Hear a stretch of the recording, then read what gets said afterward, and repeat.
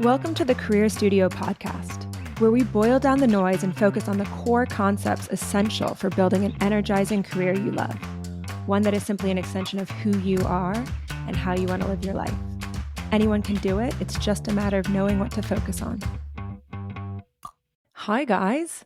I'm in a whole process of recording a lot of podcast episodes back to back, and really in the zone of recording and perfecting how I deliver these. So yeah, in the groove a bit, and it's gorgeous in New York, and it really finally feels like the city is back. Last summer was, it was kind of a normal summer, but this year it really feels like the city is pumping. And I am going on a 5-borough bike tour on Sunday, the first time I've ever done it, on a fixie. So we'll see how that goes over the bridges, but I'm really looking forward to it. So yes, today I wanted to talk about embracing discomfort and how to use that to achieve any goal. And yeah, I'm really excited to dive into this and talk about it today. I think it's a concept that when my clients really embrace it and understand it, it changes what they see as possible. So I think it's a pretty pivotal concept, and let's dive in. So usually the reason we do or don't do anything is because of how we think it'll make us feel. Okay. And so when we are afraid to feel certain emotions, it means that there's going to be activities that we avoid. Right. So it might go like, I don't want to do something because maybe I'm going to feel embarrassed or disappointed or ashamed, right? If I mess up, or if I hear someone tells me no, or if things don't go as planned, I might feel those emotions, right? And those are emotions that are super uncomfortable. And so therefore I don't want to do the thing. And this is often a place where I find my clients. They're focused on everything negative that could happen in the future and using that to be the reason that they're not taking action. And so in these moments, I like to remind them that often we forget to consider the discomfort that exists in our current space. And that actually, if you think about it, the price of your comfort zone, yes, it's comfortable because you know what's happening and you've done it before and it's familiar, but there's also this discomfort of longing, right? Of wondering what if, of putting your dreams on the back shelf, right? Of putting up with what isn't working, that's kind of making you think about something else. And I say, you really want to pay attention to what you daydream about, what you long for, what keeps calling you. This is a signal, right? Where is your energy continuing to be pulled back to? This is the language of alignment. This is, to get a bit spiritual, this is our soul speaking. Okay, but the thing that we have to fight against or navigate is that our brains are designed to conserve energy, right? And recycling patterns of thought takes less energy, right? It's a well-worn neurological pathway. They've fired together, they've wired together, and this takes literally less caloric energy to think than to do something new. That's why learning feels harder than doing something you've done a million times. And so this is why the brain prefers what it knows than what it doesn't. So it's important to recognize that default switch that your brain will go to, which is stay where you are.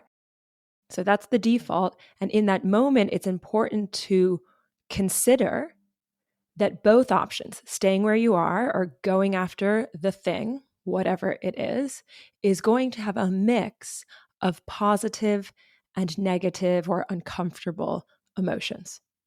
Right? The big concept here in this episode is that life is always a 50-50 of comfortable and uncomfortable emotions.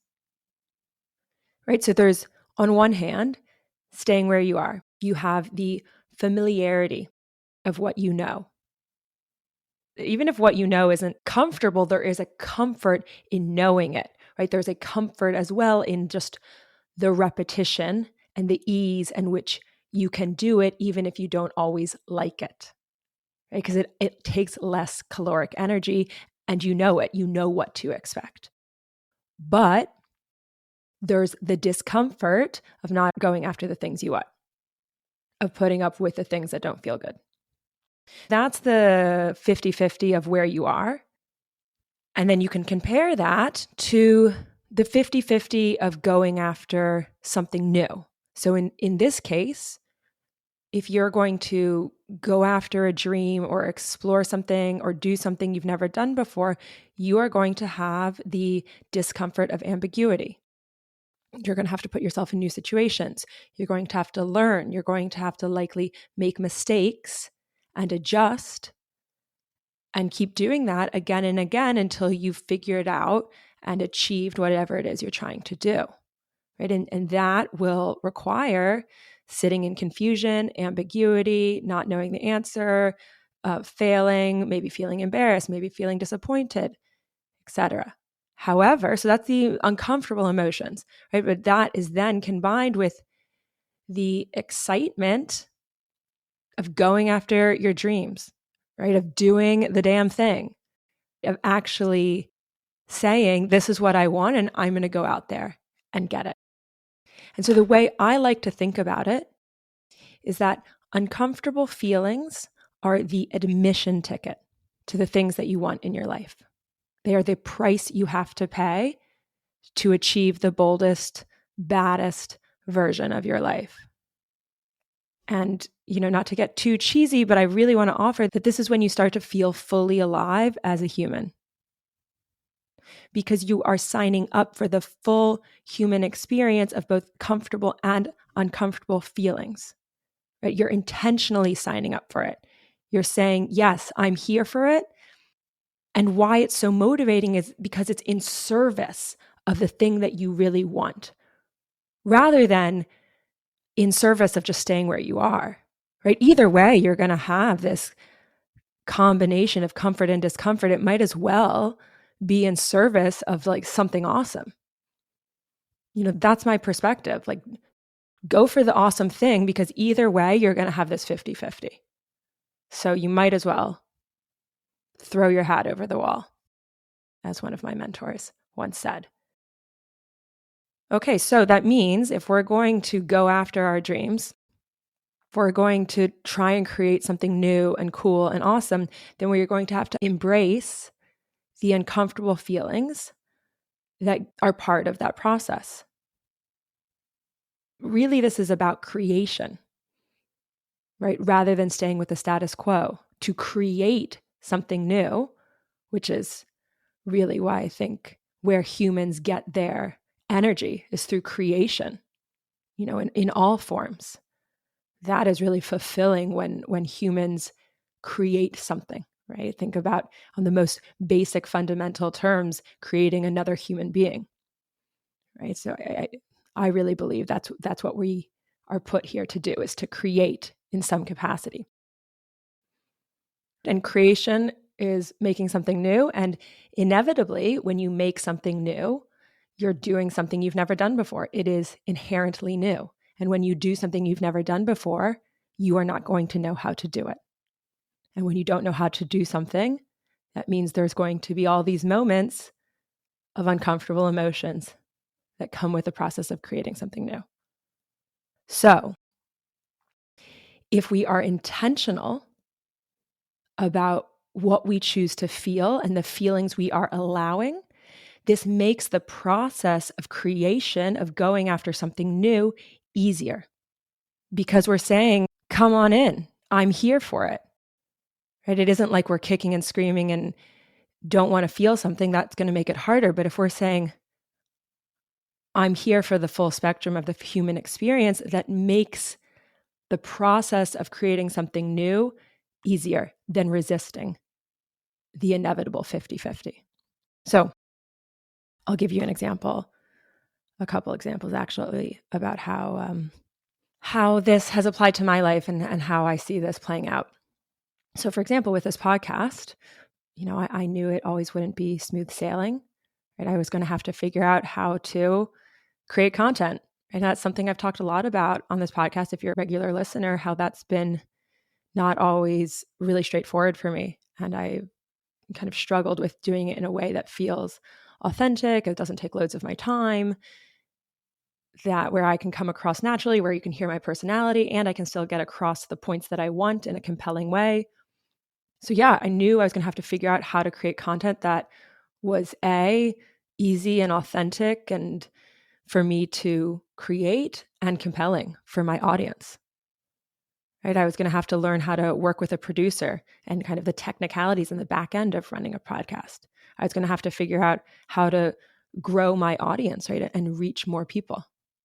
These are things that I'd never done before. And so I knew inevitably I would make mistakes. I would fail. Okay. But I don't mean fail in a way where I stop and I give up, but I would try something and it wouldn't work, right? This is the process of learning, attempting something, then realizing where you didn't quite hit the mark, analyzing why, and trying again, and doing this process again and again and again until you figured it out, right? Think about any athlete.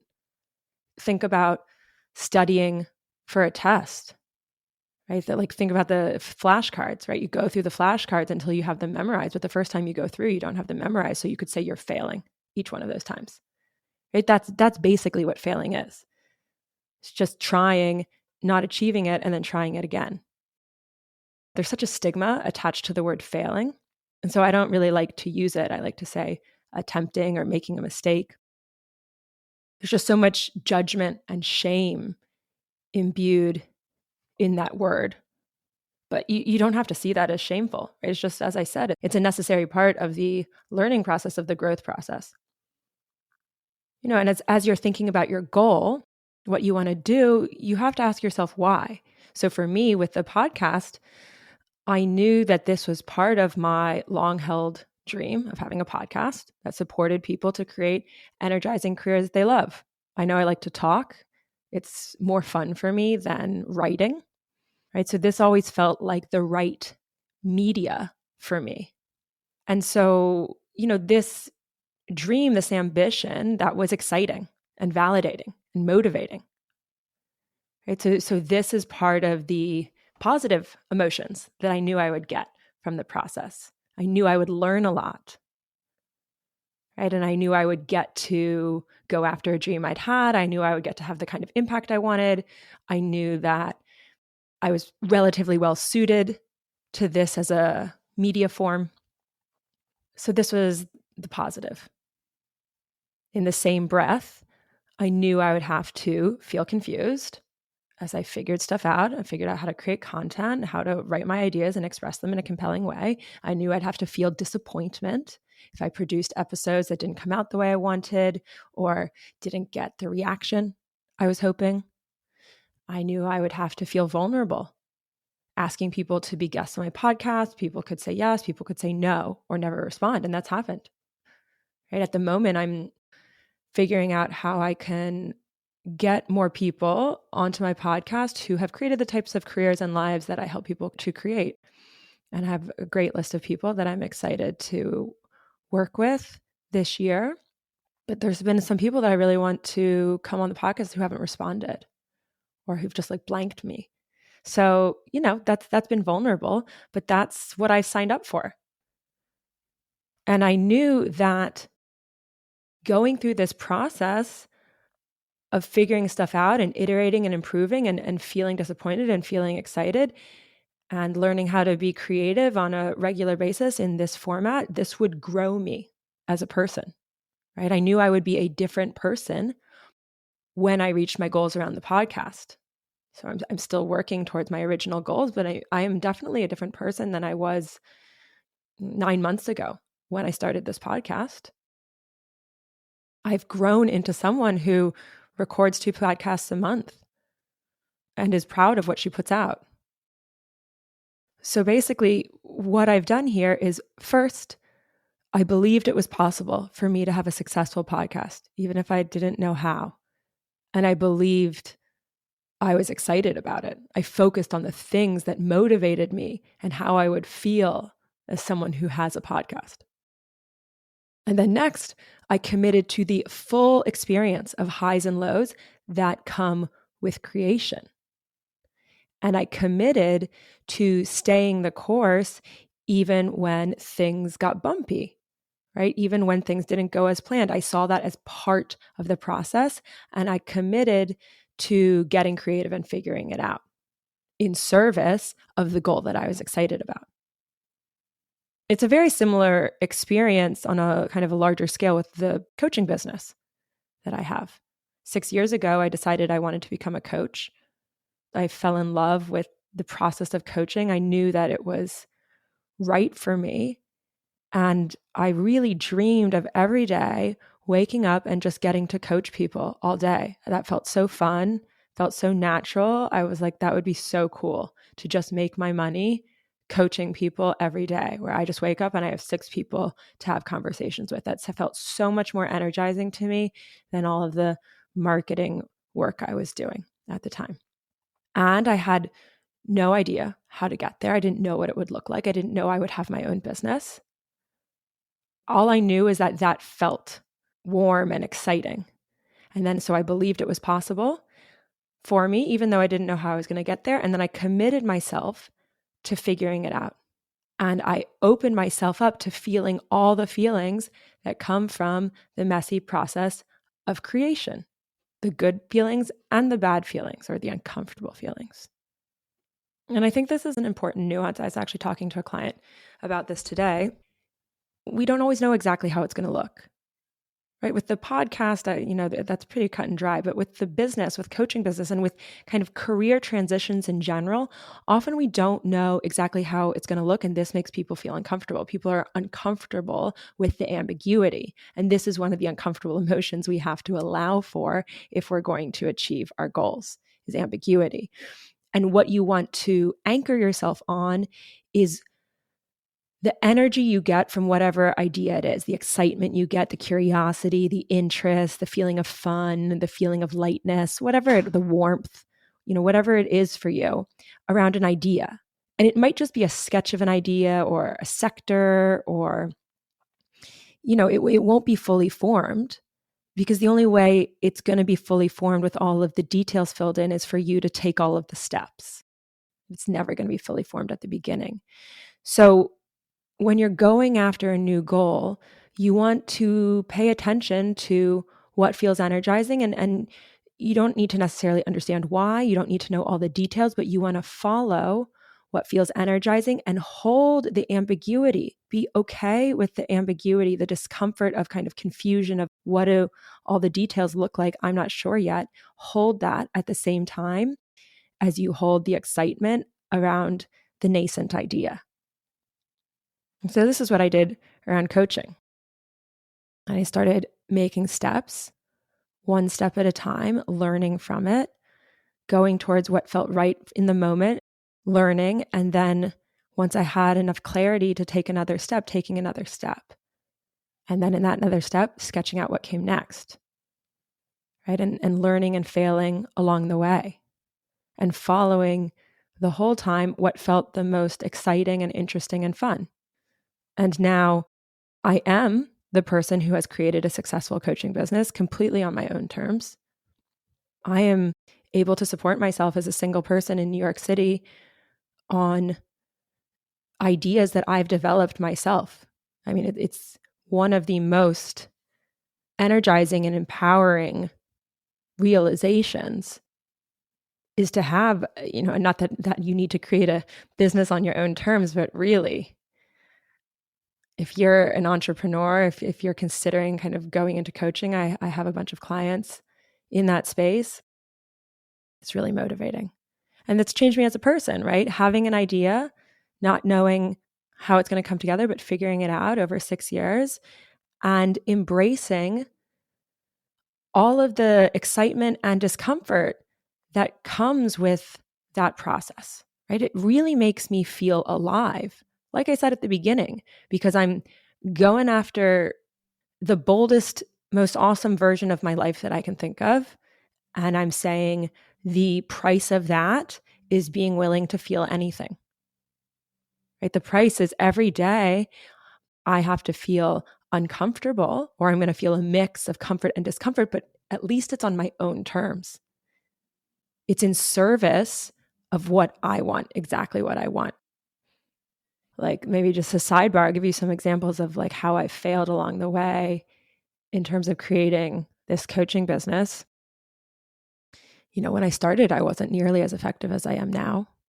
Many of my early clients, I mean, the results paled in comparison to the clients I have now. And I remember a couple years in, I took a one training program that kind of kickstarted my coaching career, and that was great. And it helped me in many ways. But after a while, coaching people with that certificate, I was realizing I wasn't getting people results in some areas. There were certain problems people were bringing to me that I struggled to manage.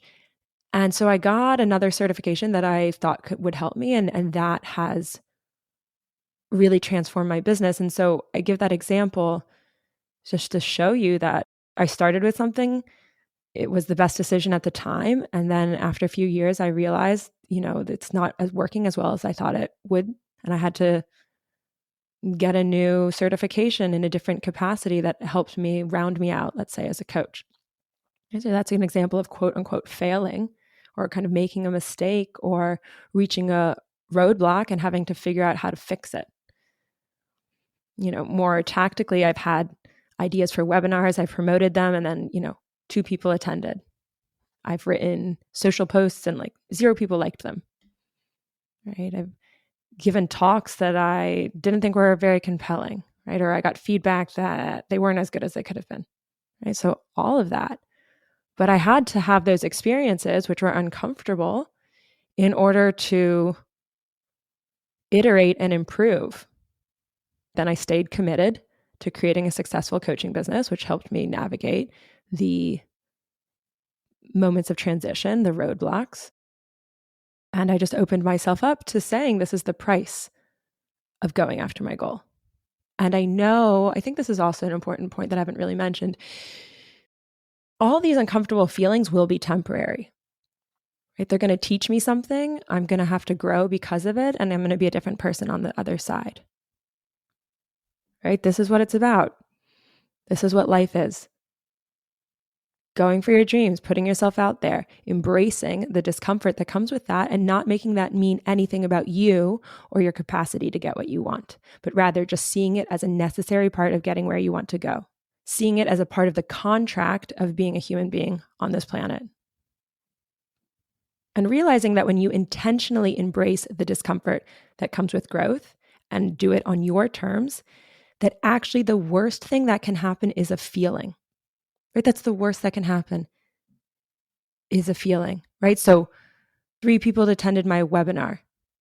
Okay, that's neutral. If I'm disappointed or upset or embarrassed or ashamed, that's what causes the discomfort. Not that 3 people attended, just my interpretation of that situation that causes me to feel uncomfortable. Right? That's the worst thing that can happen. You don't die from a feeling. You're just going to feel uncomfortable. And if you're willing to allow the feeling and fully experience it, then it's going to move out of your body, right? This is what I mean by the feelings. They don't last a long time. You move them out of your body. And if this is a concept that's not really taught to us, and I did a whole episode on how to feel your feelings. The episode's called Feelings, Your Overlooked Superpower. So go definitely check that out if you are not that comfortable or familiar with the term processing your feelings and moving your feelings out of your body. Because if you know how to process your feelings, feelings have a very short lifespan. You know, even something that's very uncomfortable, like shame is not going to hang around that long if you know how to process it. Okay. And then you know as well how to choose intentionally a different belief around the same circumstance. Again, you can go back and listen to the episode around mindset, an early episode. All this being said, You can, of course, choose to stay where you are, right? And not go after the goals you have or the ideas you're considering. Of course, that's fine, right? There's no right or wrong answer. Of course, I'm championing to go after your dreams. I mean, I'm a coach and that's what I do, but equally, it's totally neutral. It's totally cool to just stay where you are, but then you want to embrace the full experience of that decision, right? Make that an intentional decision. And that's often actually, something I do with my clients. We're exploring a lot of career ideas, not because we're saying I'm here to absolutely make a big change in my career, but it's just about exploring everything intentionally so that after you have all of that information, you can then make a decision. Do I want to go after this? Now that I've learned about these ideas I have, are they actually, does that 50-50 sound better than the 50-50 of where I am now? Not always, right? And I've had many clients who just kind of restructure where they are because actually where they are works for them in a really good way. They just need a bit of adjustment. So if you decide to stay where you are, then this becomes an intentional decision you've made, which is much more empowering than just doing it by default because you're scared of what might happen if you go after the thing that you want. Right? So if you can look without blinders at both options and really consider both the positive and negative feelings that will come with both, no matter what, and then you make the decision. Which one would you like? There's no right answer.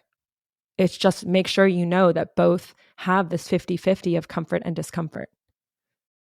Okay, so let's just give you some tactical next steps on how to use this to create an energizing career you love. Let's say you are considering, you're feeling lost professionally, you are considering what comes next, and you maybe have a few nascent ideas of what you could do. That's where most people I meet are. They have maybe a foggy sense of what they could do. Some people have no ideas, and I get that too.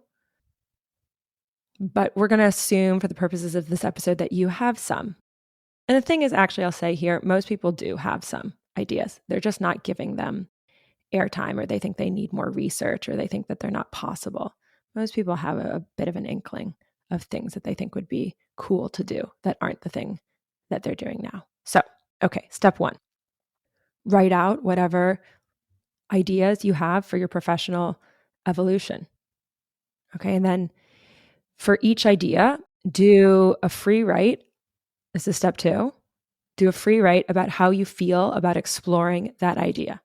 Just write whatever comes out of your mind. Don't overthink it, and do it until you have nothing more to write. Right? Don't censor yourself. It doesn't have to be full sentences. Just write whatever comes out of your brain.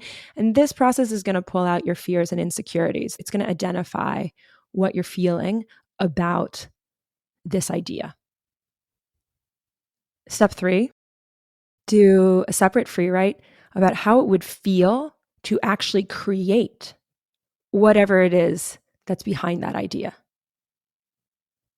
Think about what you're excited about. How will it feel? Think about how you could mitigate the fears and concerns that you identified in the first free write. What would you have to believe about yourself, about your idea? What would you have to be committed to? What actions are you committed to taking? So that's a bunch of questions, but they're all relevant to this second free write. Now look at the two next to each other. Read the two back to back and ask yourself, what are the positive emotions that will be associated with going for this goal? And what are the uncomfortable emotions that will be associated with going for this goal? Right? That's the combination of comfort and discomfort. And that's the question to ask yourself. Am I willing to embrace this spectrum, this 50-50 of comfort and discomfort? And I'll caveat here by saying that some of your fears and concerns might be limiting beliefs. And I can't catch that in this exercise. But you're at least going to see the full spectrum of the experience instead of just focusing on all of your fears and concerns. Right? What I want you to do as part of this is forcing yourself to think, what could be cool? What am I excited about? And also, how could I mitigate some of my fears and concerns? What do I believe about myself? What am I committed to? To help you see that it's not just all the negative, that there's also a lot of positive. So there you have it. Uncomfortable feelings are the admission ticket to the things that you want. And either way, whether you go for the thing or you don't go for the thing, you're going to feel some sort of uncomfortable feelings. So let me offer. It's better to go for the things you want while feeling uncomfortable than stay where you are and feel the discomfort of what if. Have a wonderful week. Hey, if you're ready to create an energizing career you love, one that is simply an extension of who you are and how you want to live your life, then I want to invite you to schedule a consultation.